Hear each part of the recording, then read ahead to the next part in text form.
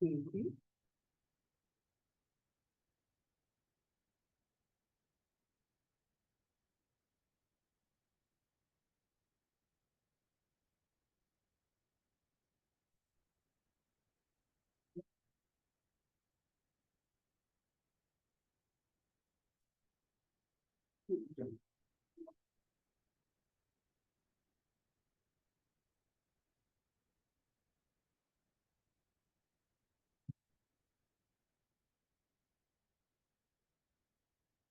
All right, good morning.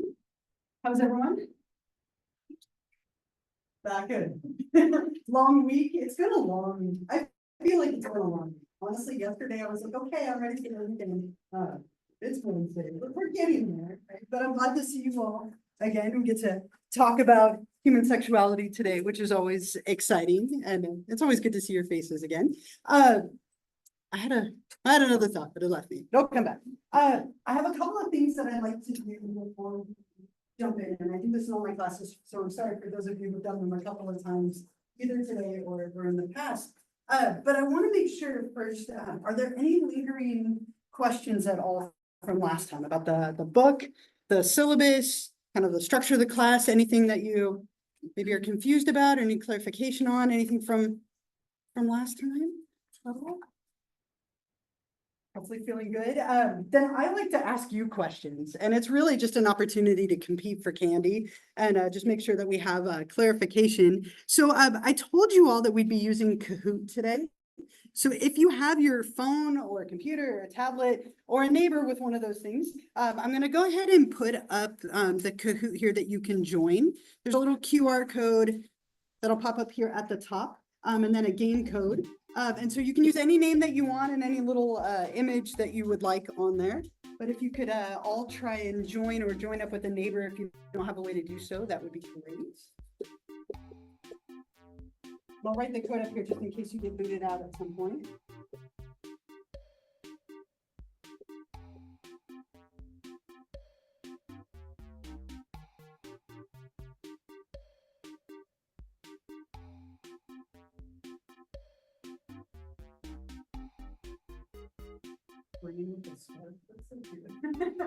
I love the little picture.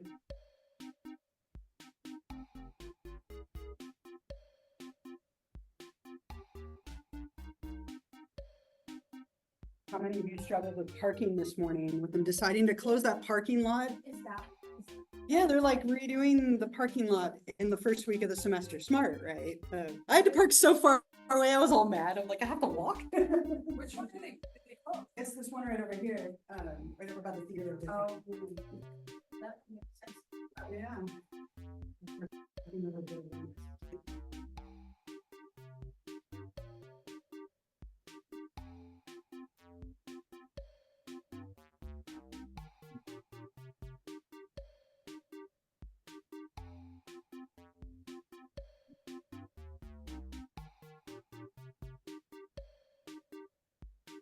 All right, so in a minute, and I know some of you are still joining, which is great.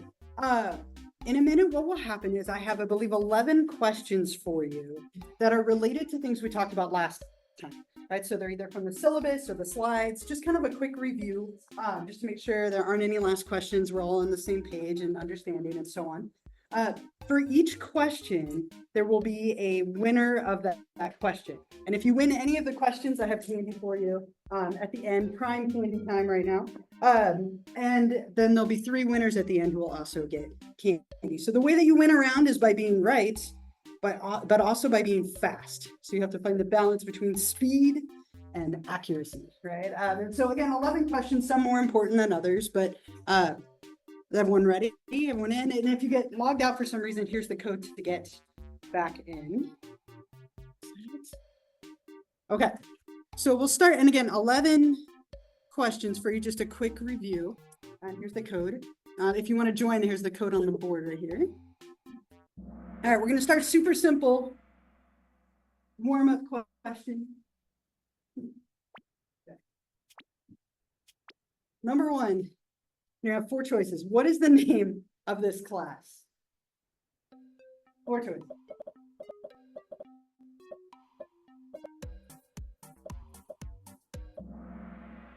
Excellent job. right? You all knew where you were, including me, right? So nice job. Human sexuality, really important to always know where you are, what class you're in, and all that information. And again, another reason to hold on to the syllabus. Just kind of an easy beginning here. Let's see, who do we have at the top? Nice job, Aiden. Aiden got to do this in the last class too. So, all right, next question, number 2. What is the best way to contact your instructor? Phone, email, office hours, and email.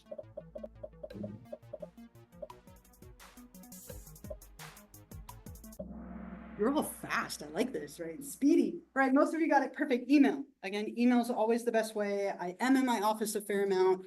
I will get your voicemail eventually if you call me. But email, I always check it quickly and I'll try and get back to you as fast as I can. Round 2 leader. Okay, here we go. Number 3. I have how many kids in total? And it didn't put the trick answer up here for you, so totally not important, but it's important to me.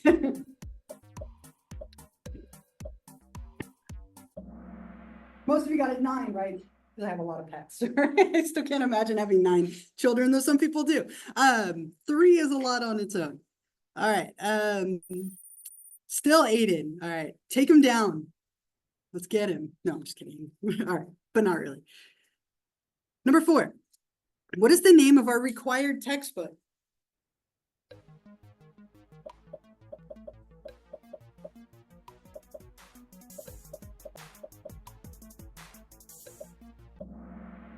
All right, most of you got it great. Sexuality Now, Embracing Diversity. How many of you have it or have ordered it at this point? A lot of you, we're gonna start chapter 1 today.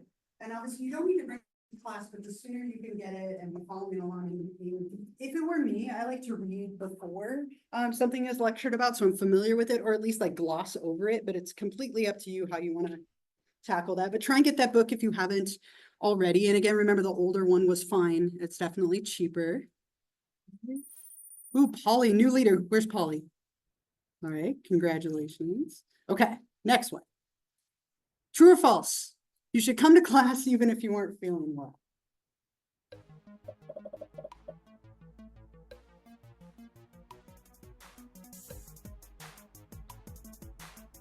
If you want to join the coaching.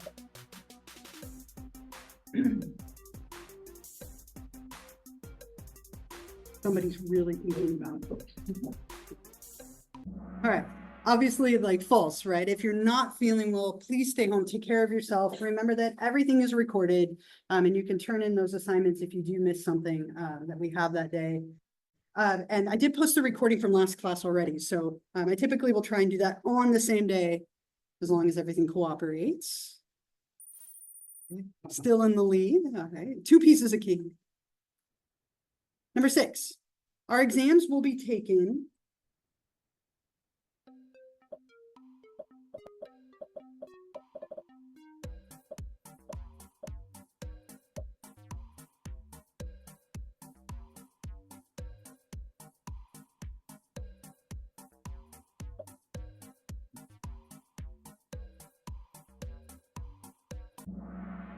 All right, perfect. Most of you got it on Canvas. So remember, on exam days, you won't actually come.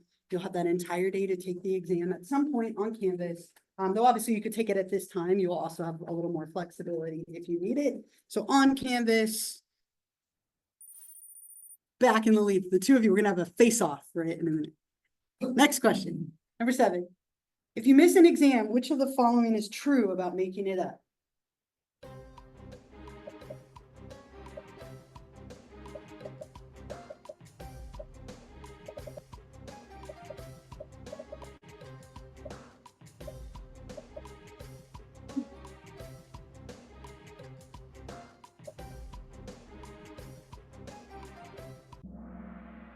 A little more split, but most of you got it. So I'm really big on you reaching out to me ahead of time. I kind of we talked a little bit about last time with the syllabus.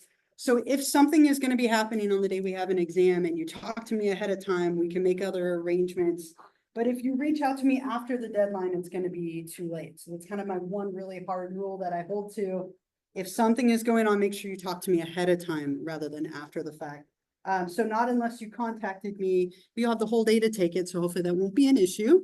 And let's see, Aiden's still in the lead. What? Gaining on you though, getting gained on. Okay, next question, number 8. Attendance and participation are graded by which of the following?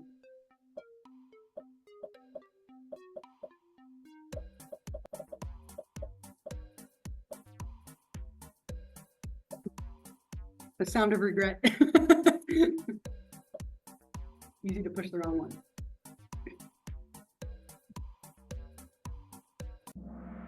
Ooh, okay, very split, right? So I definitely want you to be in class, but I will never give you a pop quiz. That's just mean. Please respond to questions. I want to hear your voice, but it's those 10 random 10-point activities. So the index card was the first one. We'll have them kind of randomly throughout the semester, a mix of activities in class, sometimes little homework assignments. Right.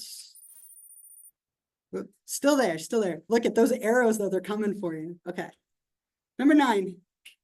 If you miss a participation homework assignment, it can be submitted.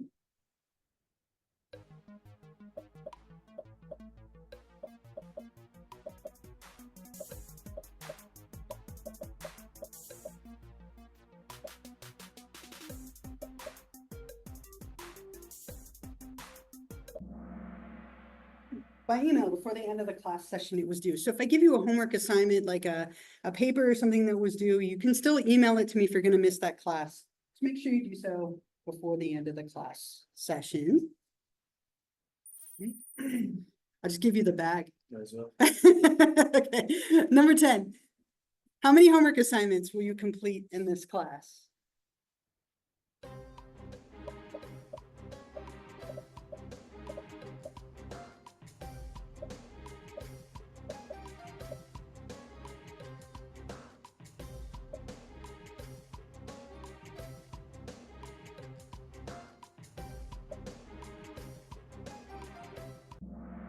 Okay, so 2. Remember, those are the ones like going to the sex shop or sperm donor or buying condoms, or not buying, shopping for condoms. The ones that a lot of you look terrified when I suggested, but there are other options that are less daunting if those sound scary.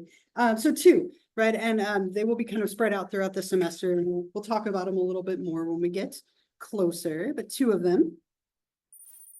Haley, where's Haley? Right? Congratulations. Last one, most important of all, who's my favorite football player? Totally not important, but I will know if you're not a football fan at least with one of these.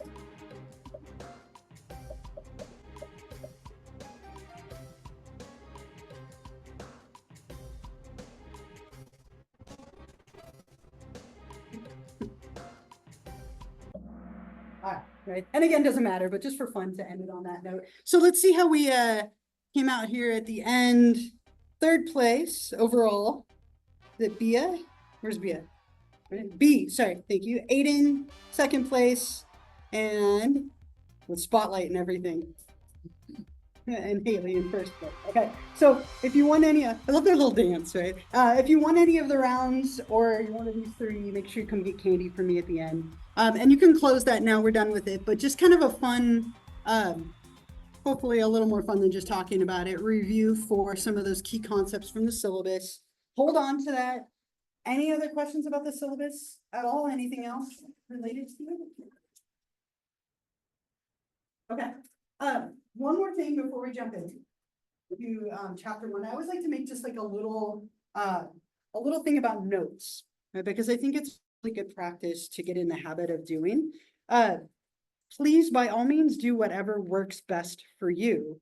But I would definitely suggest taking notes as we go through the lectures. So typically I'll be lecturing to PowerPoint. Now, remember that the PowerPoint slides are all posted on Canvas. So you don't need to write down what's in the slide. You have access to that. So don't worry about writing that down. What you want to write down is anything else, right? So if I write something on the board, that might be a great thing to write down in your notes. Or if I say something that helped you understand it, or you have a question or a thought, write those things down. Or if I say this would be a great short answer question, you can circle it and star it and highlight it and all that kind of stuff. So what a lot of people will do, and it's personal preference, but I've seen a lot of people print the slides out and they get the slide format. And then they can like write on and highlight things over here and write their notes on this side. You can use technology if you want to take notes on the or a laptop, but I would recommend taking notes. In general, the way that memory works is the more ways that you put information into your mind, the more likely you are to hold on to it. So if you're listening, looking, and physically writing, that's 3 different encoding methods. Hopefully that means it stays a little bit longer for exams and just in general. So what I'd like you to do, because we're creatures of habit, and a lot of you, if I'm remembering correctly, are sitting in roughly the same spot, if not the exact same spot as you sat last time. You probably already staked it out. It's your spot for the semester. I'd like you to find a few people around you. And on the 3rd page of the syllabus, if you have it with you, and if you need another copy, I have some extras. On the 3rd page, there was a little box right here that says name and contact information. So just to help you out, what I'd like you to do is find a couple of people around you and exchange your names and whatever you're comfortable sharing. It could be a phone number, an email, a social media account, whatever you want to share. And these would be people that you could reach out to if you miss a class, right? You could get notes from them. You could find out if there was a homework assignment. That way you have a few people to start with.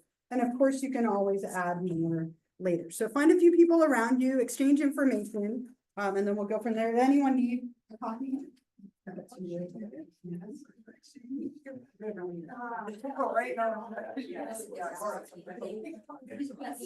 Anyone else want one?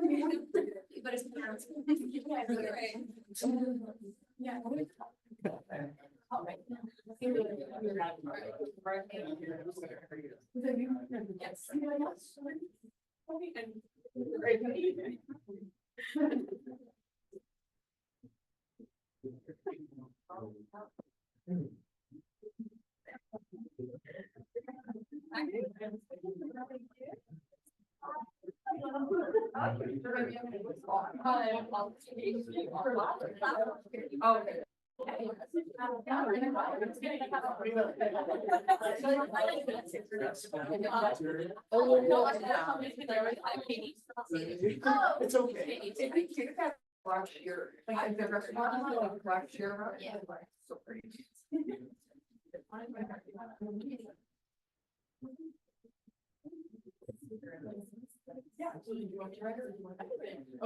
Are you?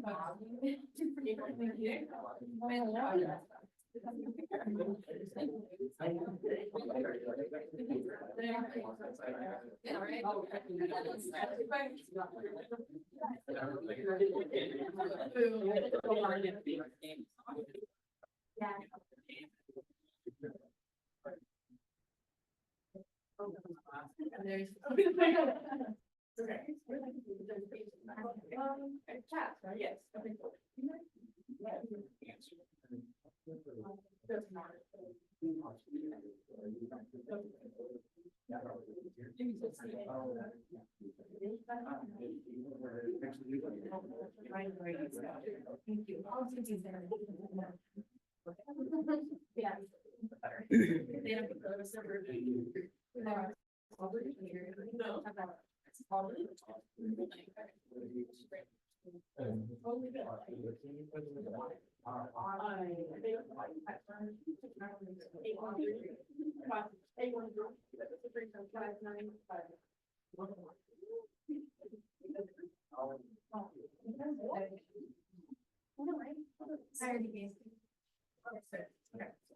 Yeah. I was gonna ask you. That's totally. Okay. Oh, we were sure. Okay. Why? Oh. I wouldn't want to steal it.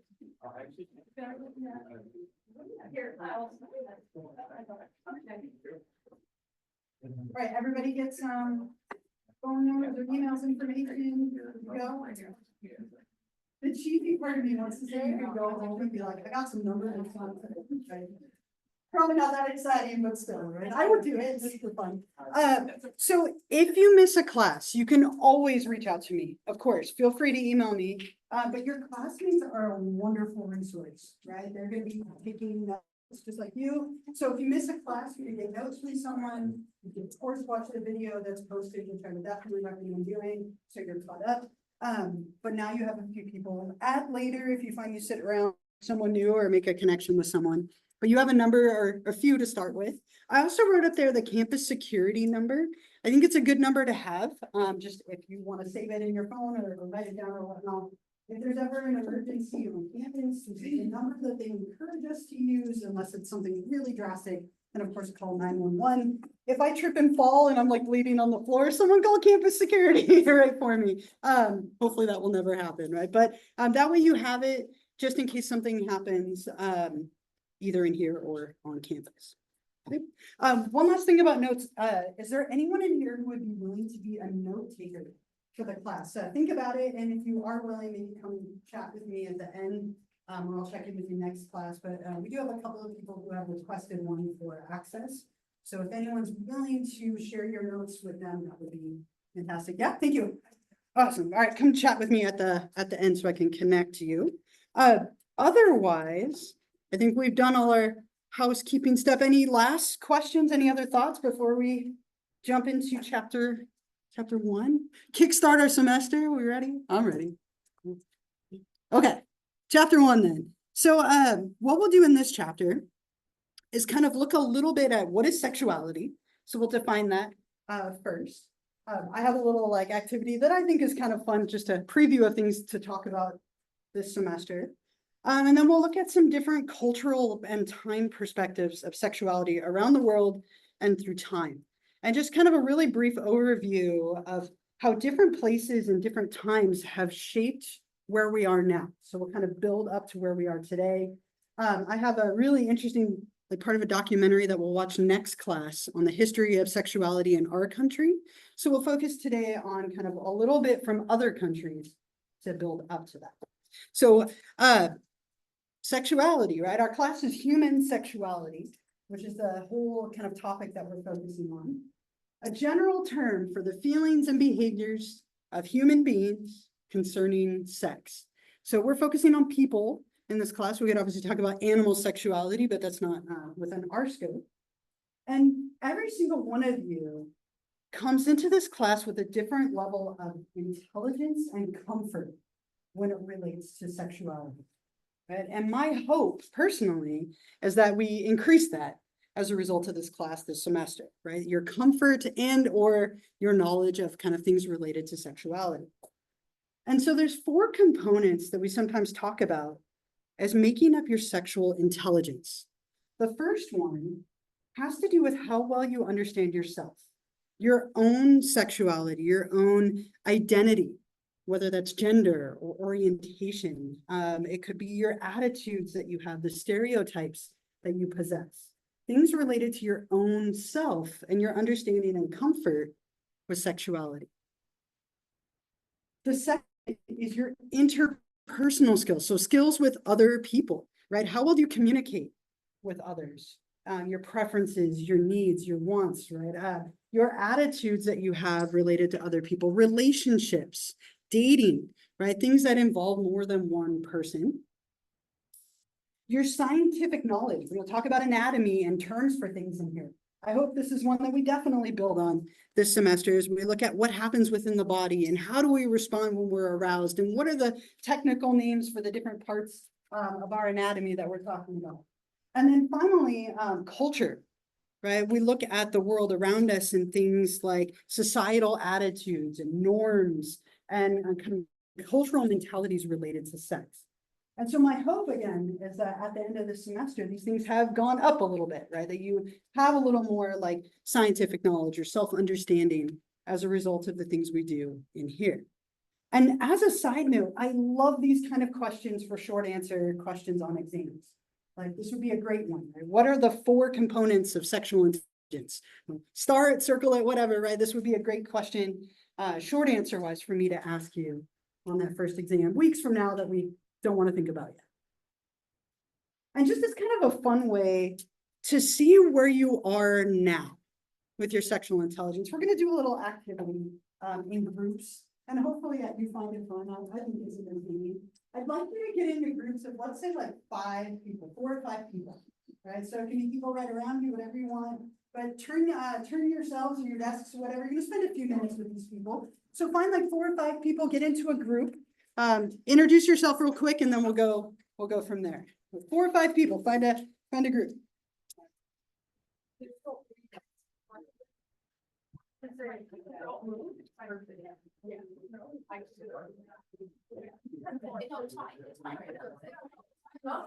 It's okay if it's six. It's okay if it's all.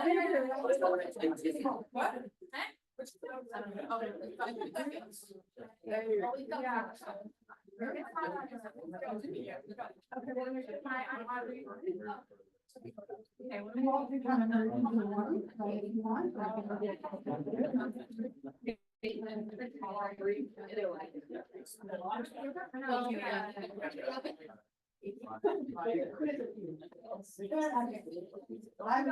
That's okay, we're gonna screw you up and Katie came in all the laundry. Yeah, I already got it. Yeah, I'll understand. All right, everybody have a group? Okay, so what I'm gonna have you do in a minute, okay, I want you to send one person up from your group to grab three things. A whiteboard, a marker, and an erase, right? Check your marker really quickly. If it doesn't work, you can throw it away and just come grab a new one. But make sure that it works. But grab a whiteboard. There's a couple of different options of type. Whiteboard, marker, and yours, right? So just one person come grab one.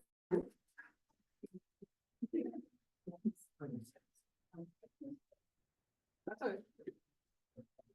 Oh, these are like new. I know, some of them are brand new. Thank you.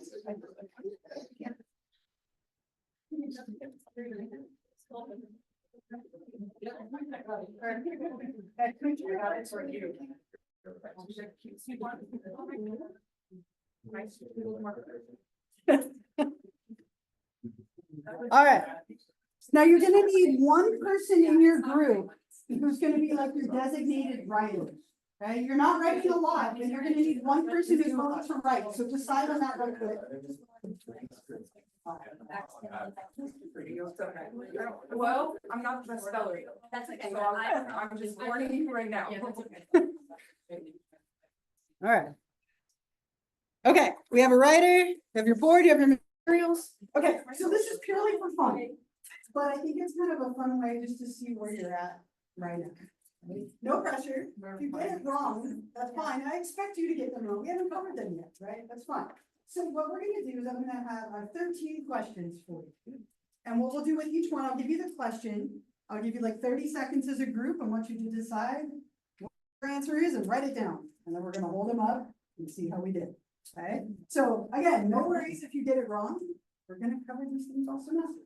So number one, Masters and Johnson were who? Who are Masters and Johnson? So as a group, write it on your board.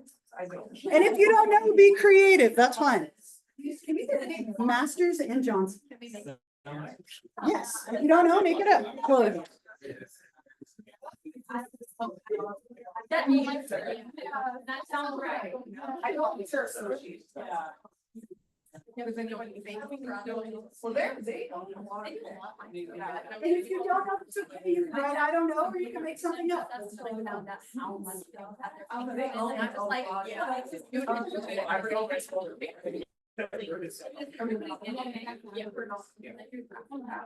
just like, yeah.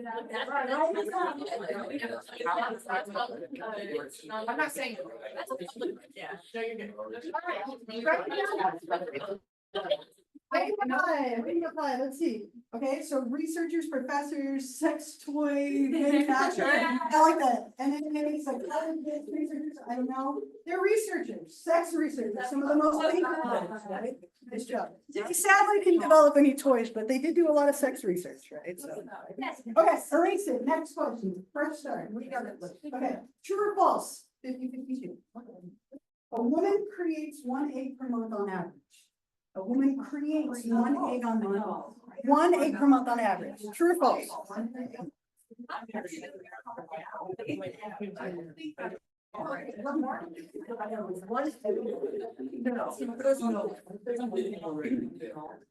Yeah. We shit it.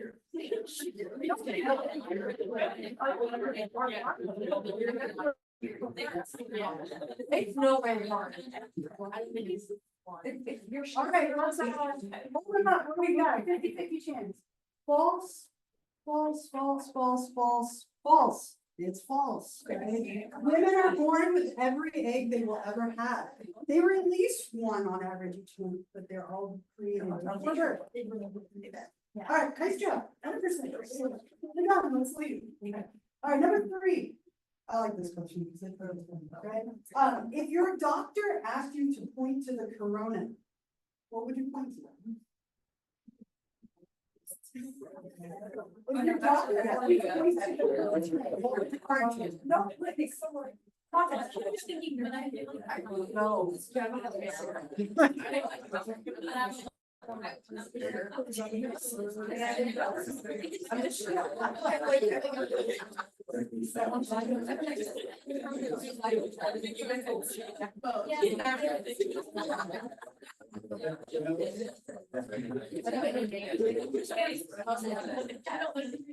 All right, Brian.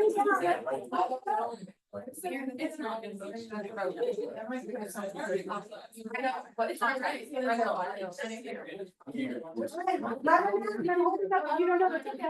Okay. All right, I'm waiting a minute. We got 2. What do I got? All right, your beer, I like that. Bed. I don't like that. What did you say? Bed. I don't know. Right. It's yours. What does that say? I'm really sorry. I can't read that. Oh, that. Thank you. I'm like, oh, I can't read that from here. I just realized I need glasses. Right. The head of the penis is the corona. So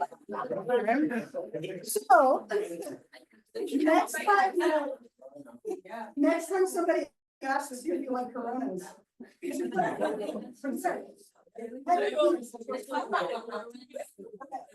All right, next question, number 4. What is the most common penis size when you're at? On average.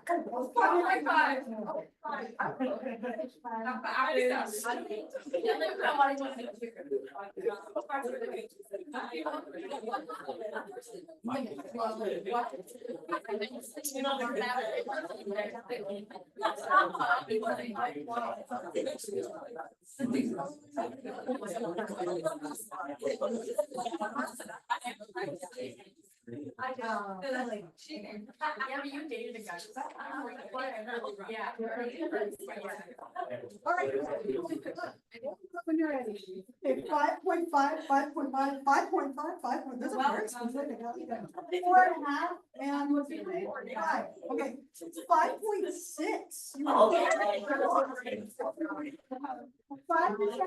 for 5.6.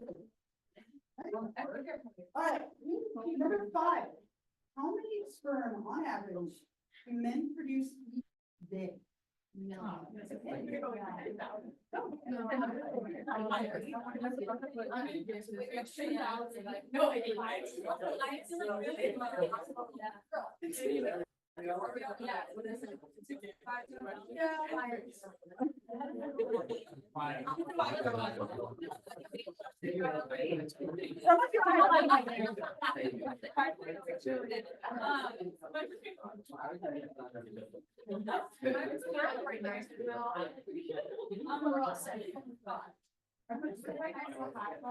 All right, come on with the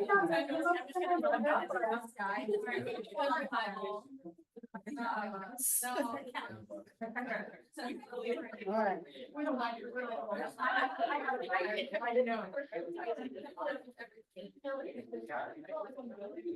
All right, let's hold it up. What do we got? What do we got so far? Depends. 10 million, 2 million, 25,000,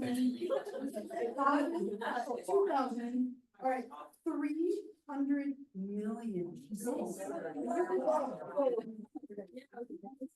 Wow. All right, that's a lot. That's a lot of sperm. Okay, next question. This one's true or false, 50-50. Number 6. Cornflakes, cereal, I remember. were developed to lower sex drive and stifle masturbation. True or false?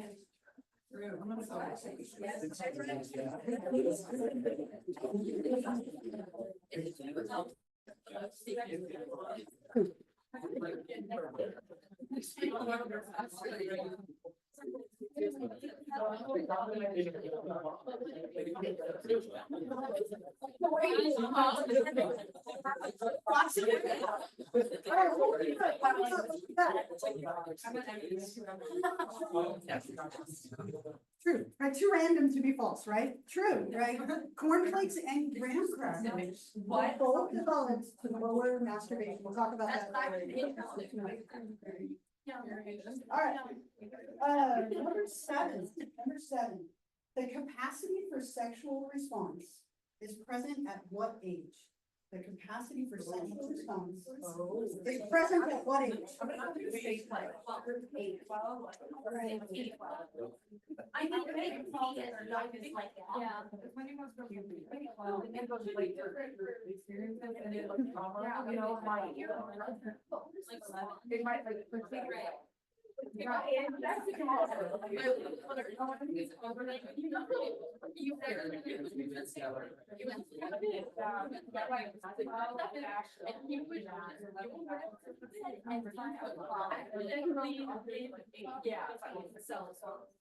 Yeah, and sort of on me. Imagine how y'all play this. Twelve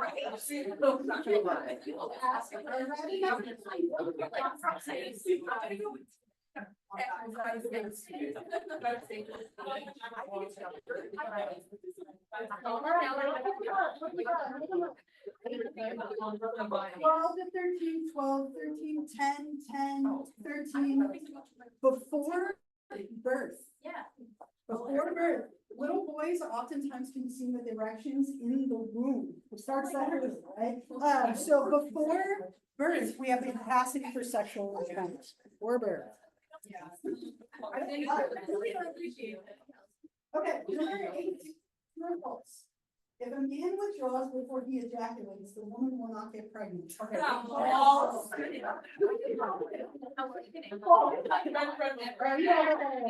My brother learned this the hard way.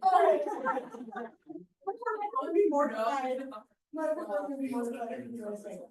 Okay, let's get that one in false. You all knew you said it, like, hopefully not something really great. Okay, number 9. Again, true or false? A woman is pregnant once an egg has been fertilized by a sperm. A woman is pregnant once an egg has been fertilized by a sperm. True or false? A woman is pregnant once an egg has been fertilized by a sperm.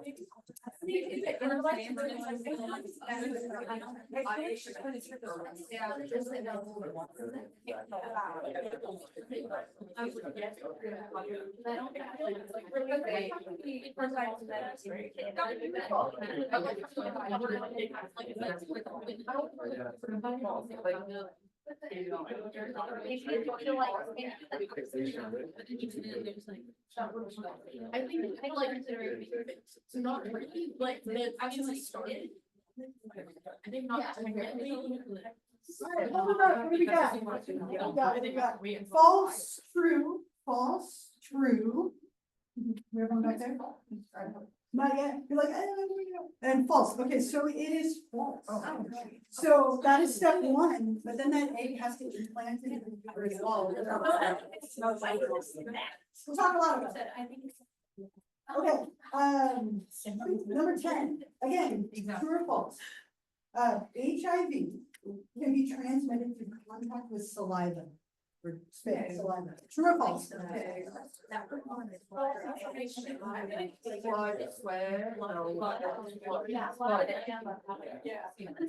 Yeah. Riley and you know, forward bodily influence from no. Fluids. Like slaughter. Yeah. Well, kind of. True or false? True or false? That's a different. Okay, hold on up. You got it. False, false, false, true, false, false, and then do we have one up there? No. Yeah. True. Okay, so it's false. Saliva is not one of the 4 bodily fluids that transmits HIV. The only way it would happen is if there was a ton of blood in the saliva and you had an open cut like in your mouth. Very, very, very rare. Blood, vaginal fluid, breast milk, and semen are the 4 fluids. Not saliva. Number 11. This one you're giving me a number. What is the average age at which people tend to lose their virginity? Average age. I don't think it's definitely higher. How low?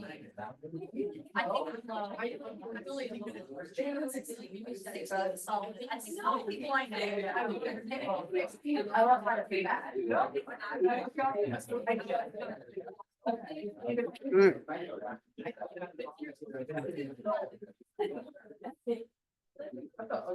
All right, what were your numbers? What we got? 16, 17, 13, 16, 15 to 17, 16, 16, 16 is the average. 17. Oh. Yeah. All right, 2 more. 2 more. This one you're giving me a percentage out of 100. Sorry to make you do math, you don't have to calculate this. What percentage of sexually active people, so people who are sexually active, have an STD or STI? What percentage out of 100? No.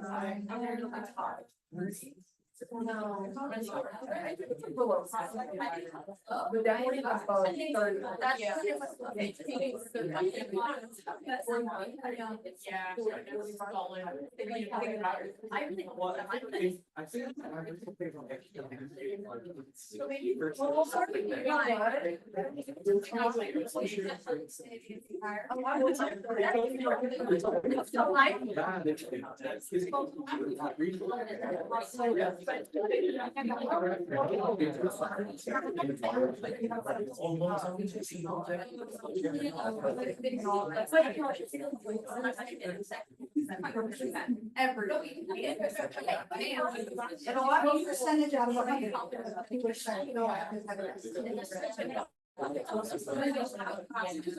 Either half or not that high.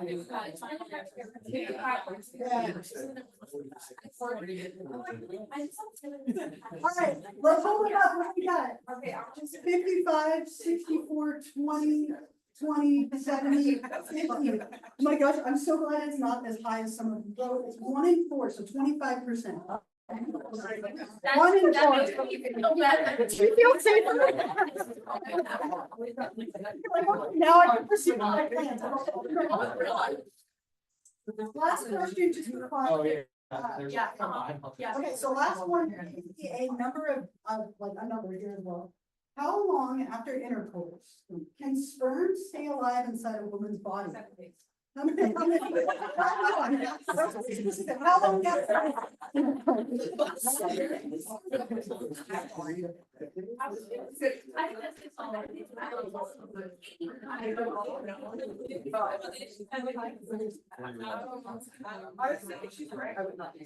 You know what? She's very confident about it. All right,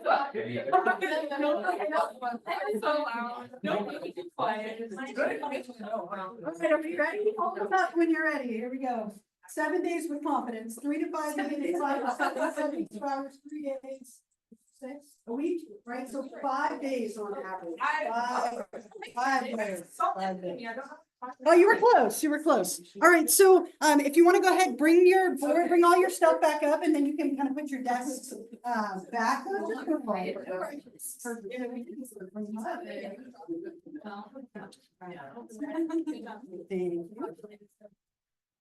Thank you.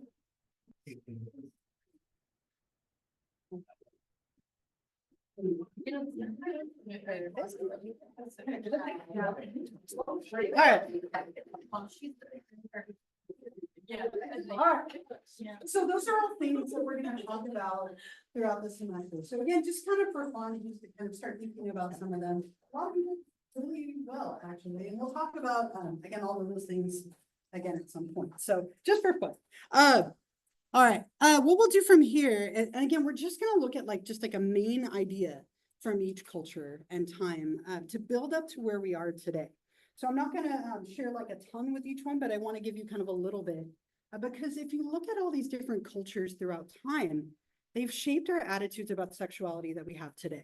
So different cultures kind of each contributing different pieces, different mentalities as we build up to today. So we'll start in like the ancient Mediterranean, and I gave you a map for each one in case you were like, well, I don't know where that is. All right, so we're looking at ancient Egypt, the Greek culture, and Roman culture.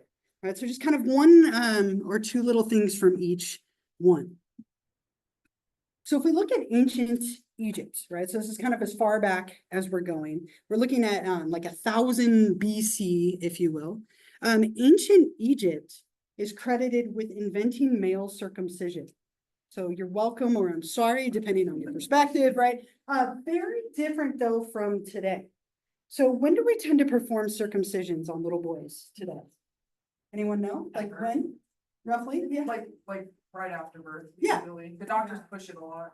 Yeah, right after birth, like within the first like couple of days typically, or maybe even the first day. In ancient Egypt, this was a rite of passage for teenage boys. Right? Very different. It was performed as a public ceremony by a priest using a stone blade. And it was thought to grant those young men access to the ancient mysteries of manhood, right? So a little different from now. But in this time, what we see is a very male-dominated culture. We see a lot of evidence of sexuality, invention of circumcision, and a heavy value on procreation. Anyone know what does procreation mean? If we value procreation. Making babies, right? Sex between a man and a woman, typically who are married for the purposes of having children. And that's something that we see quite a bit through history, that was a big focus of a lot of like early cultures. So again, big thing here, and we see it a lot in the hieroglyphics of the time, circumcision and male culture and procreation. Ancient Greek culture, a lot more permissive. Right? Kind of a little more along the lines of today and some of the permissive thoughts that they had. We see a lot of ideas of like sex versus love, right? So kind of separating these two ideas for the first time, that we could have a god or a goddess of sex and a god or a goddess of love, Eros and Aphrodite respectively, and that they were different things, that you might have sex with people but not love them, or love people and not have sex with them. They could be separate. In theory. We also had a very like heavy focus on, interactions between men sexually, something that we called pederasty, which is up there at the top. We tend to view ancient Greek culture as like a lot of homosexuality, right? A lot of contact between two men, but it wasn't viewed that way at the time. Pederasty was when a younger man gave favors to an older man as a thank you, right, for kind of guiding and mentoring them. And there was a very normal part of this culture that a young man would have an older male mentor, and they would often perform things like oral or anal sex with that other man as a way to say thank you for guiding them through the world. And it wasn't viewed as homosexuality, it was just viewed as like a normal practice. So we tend to see a lot of like early ideas of homosexuality being normalized here. And again, a lot of separation between the ideas of love and sex for the first time in recorded history. I don't know what I thought, but it left me. Any questions or thoughts or anything so far? If you do at any point, of course, always feel free to raise your hand and turn. The Romans, early Roman Empire, so we're still BC, like 500, 700 or so. Here we see like an interesting shift in sexuality. In Roman culture, sex and relationships were something that were viewed as a way to like improve your economic standings. People didn't marry for love, or very rarely married for love. They married as a way to improve like their finances and their standing within like the culture and society. So it's very common for like arranged marriages to be very common for like economic purposes rather than love, right? We also see this kind of interesting thing that we discovered, these little coins. There's a lot of prostitution at this period of time. And these little coins are called spintria. There were these little like bronze or like wood tokens that people would exchange for sexual services. Really kind of interesting discovery that we made like years and so later, thought to pay prostitutes for sexual service. So again, a big thing here, economic standings, marriage not necessarily being about love, but more about wealth and social standing. As we look more at like ancient Asia, so India and China, again, a map for reference for you here. In India, right, if we look at like early India, again, still BC, we see a big focus on something called karma. Right? What do you think of when you hear karma? Like, what does karma like mean to you? Does anyone have like a definition in your mind? What is karma? Yeah. Yeah, okay, what you put out comes back to you. Anyone have like anything else? Karma? Yeah. It'd be so nice if the world always worked that way, wouldn't it? Like what you put out comes back to you, if it's good, you get good. Yeah, Like an equilibrium. okay. Like between, you kind of have zero. Mhm. going away. Yeah, Some good, you have a good thing, and then it's actually good or bad, you know, it's gonna come back to that. Okay. It's zero. all right, I like that, right? I always think of like what goes around, comes around, kind of idea. This culture and this time, huge emphasis on karma, right? And karma sexually meant that you were married and you were trying to have children. Those were good like karmic pursuits, right? That would lead to like good karma, or good energy for you. We also see the development of something called the Kama Sutra. Very famous, if not the most famous sex manual. A million versions of it over time, but I have like one that I purchased because it was colorful and lots of images. They're very graphic, like I'll pass it around if you take a look at it.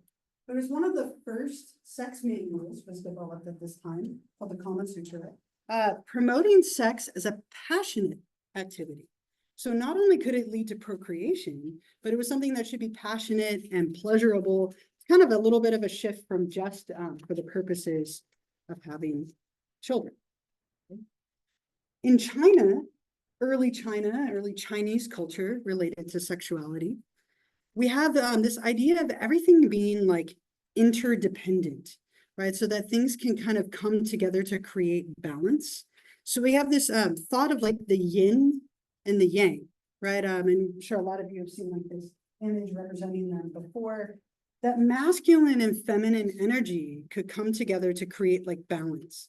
And that men and women, when they had sex with each other and were married to each other, again, lots of procreation and very like heteronormative like thinking, that it brought balance to the world, right? So yin is feminine or female, and yang being men. Right, and so we get this like passive, like weak kind of yielding energy, meeting positive, strong, like more aggressive or assertive energy. Very, again, like male, female mentality, but talking about a little bit of like unity and spirituality being a part of sexuality, which isn't something that was always incorporated.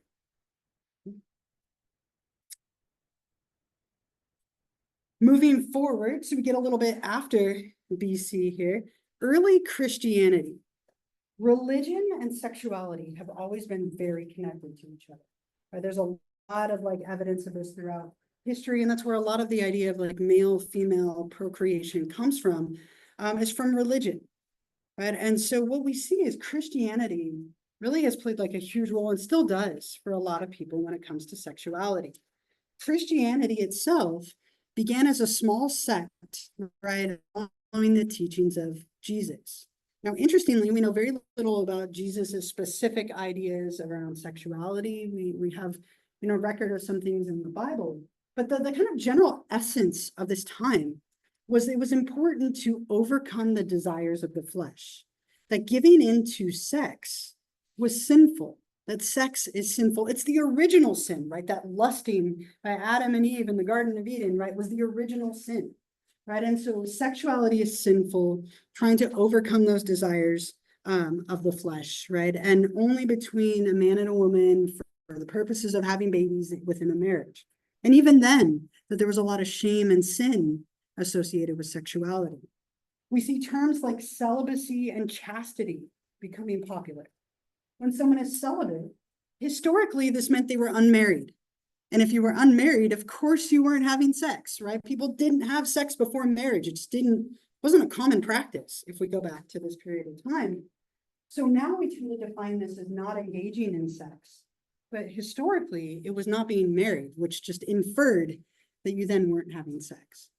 And someone who has chastity or is chaste is sexually pure, right? And you could be 100% embracing chastity where you don't have any kind of sexual contact, Or maybe you adhere to some rules where like only on your own or only certain behaviors before sex or before marriage, which meant you could then have sex. So we see a lot of like ideas of sexuality being sinful, kind of emerging and being popular for a long period of time. And this is still something that's often present today. A lot of shame and like rules with religion and sexuality even now. A few more for you, the Middle Ages. As we kind of get into like Europe and the Middle Ages, 500 AD or so, again, the church playing a huge role. And we get this interesting split in the way that we viewed women. And it led to a lot of issues, like a lot of the witch hunts and things kind of came out of this mentality. We get Eve and Mary, right? That women were either one or the other. And that's almost never the case, right? Like there's always a blending. But it was this idea that women were either like Eve, who conversed with the devil for the ruin of man, or Mary, who conversed with Gabriel for the salvation of man. Right? So Eve, who gave into sin, versus Mary, who did not. Right? And so women were either viewed as positive and pure, or kind of negative and very like sinful. And as I mentioned, that led to a lot of ideas related to like witch hunts, that women who were sexual were witches, right? That they were possessed or like in league with the devil. And it was viewed in a very sinful, negative way.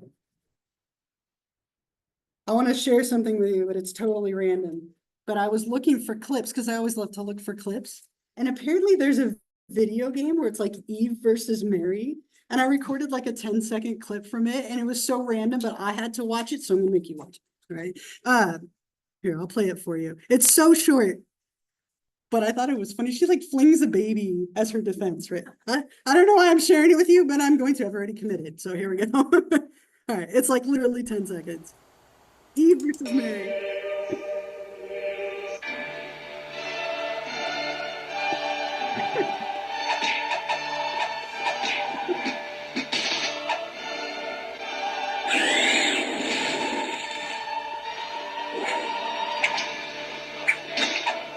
All right, you're welcome, or I'm sorry, one or the other. Right, now your life is complete. But it was either this idea of like the purity of like giving birth and having a baby versus Eve, who had the snake and was like, consorting with the devil. And that was a very common thing from this time of women were one or the other. And again, doesn't hold up, but it led to a lot of consequences in the way that men and women, specifically women, were viewed. I have a couple more before we'll stop for today, get through here, and then like I think it's two more after that. The Islamic Middle East, right? So if we look at this part of the world, we're looking at a very large part of the population. It's like a fifth of the world's population identifying as like Muslim or following Islam, right? And we get the Quran, the holy book of Islam, looking a lot at some of these different like religious mentalities. We get the term eunuch coming out of this period of time. How many of you watch Game of Thrones? Or I guess House of the Dragon has it a little bit too. But Game of Thrones, like I can't help but think of Varys the second I hear the word eunuch. A eunuch traditionally was a man who had his testicles removed. Not his penis, but his testicles, right? Sometimes they would remove both, remove everything. But that was a much less common practice. By removing the testicles, you reduce testosterone, which reduces sex drive. And it accomplished the same thing as Varys would say, removing the pillar with the stones, right? And so it was sometimes done that men who guarded the concubines or the prostitutes of the sultans would have their testicles removed so they weren't tempted to sleep with them. And so we get this term that comes out of this time, along with like looking at a lot of like religious ideas that men and women would need to form relationships and be married to have children. Again, it was still a very common practice. A lot of like rules about women and what behavior that's allowed, very patriarchal kind of society. But we get that term coming out of this time as well. The Renaissance and Reformation continuing in like Europe.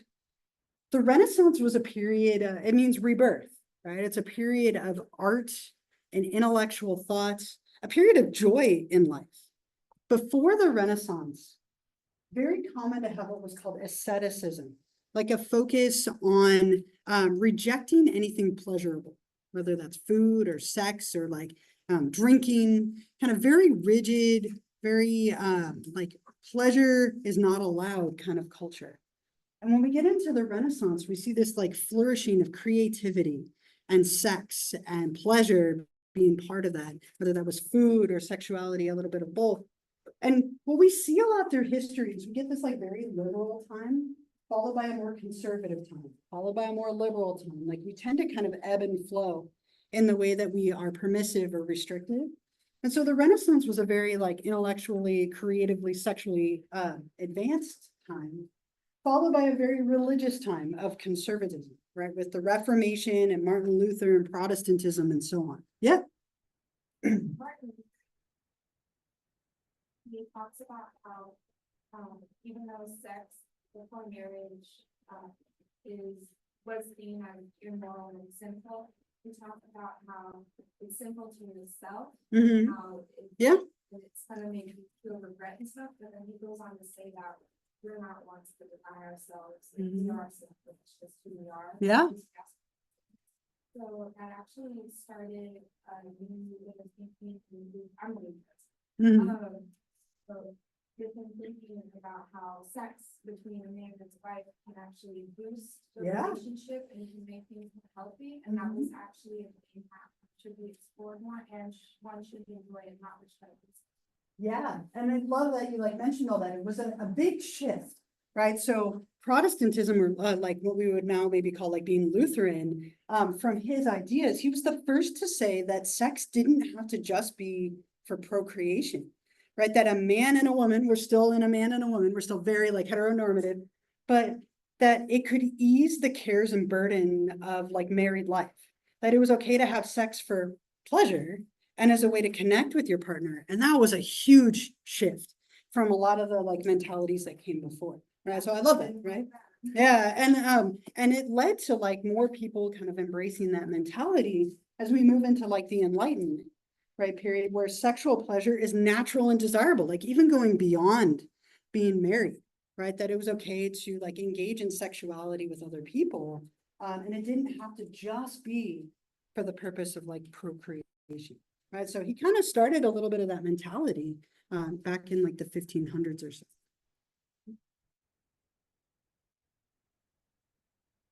The Victorian era kind of takes us backward, right? So if you remember, I said like we have like positive and negative, right? So if I go back, like the Enlightenment and even the Reformation to a degree, getting a little more positive, the Victorian era was a period of time that was marked by restraint.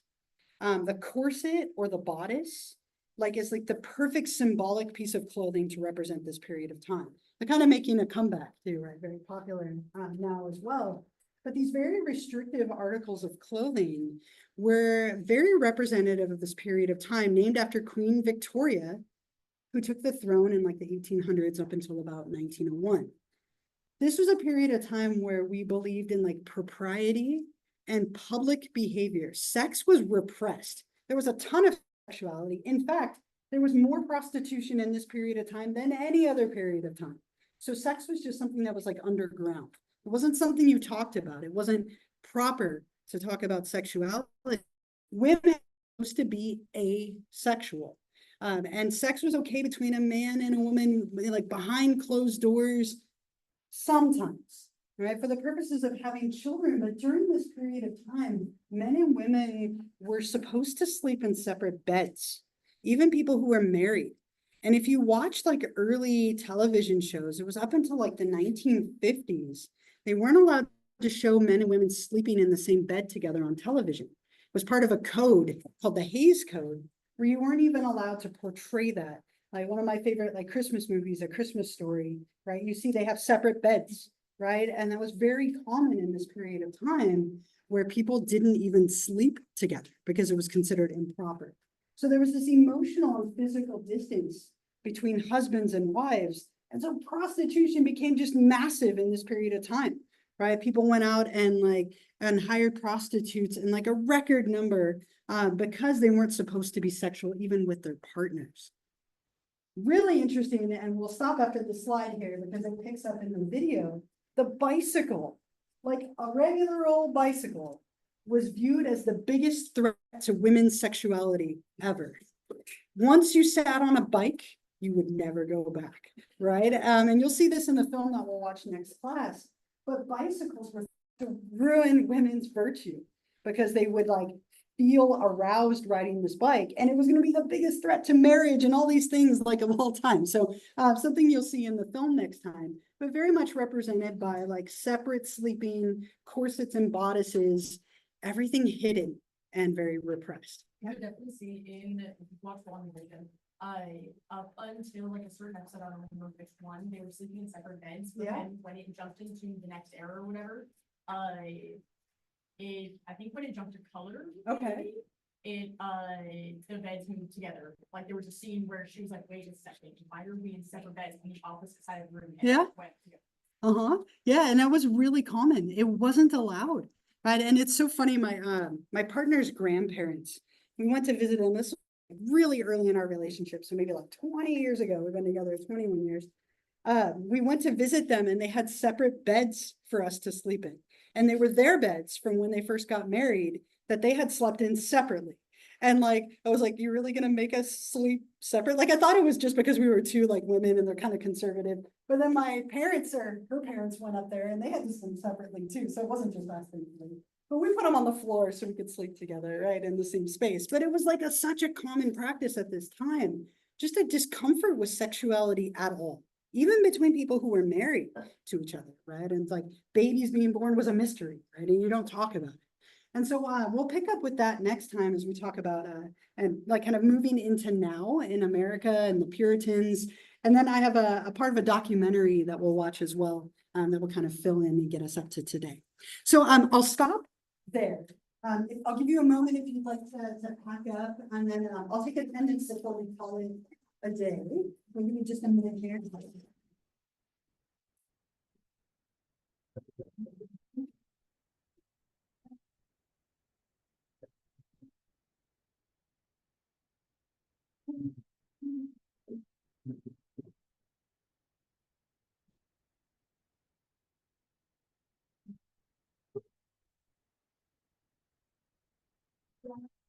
Since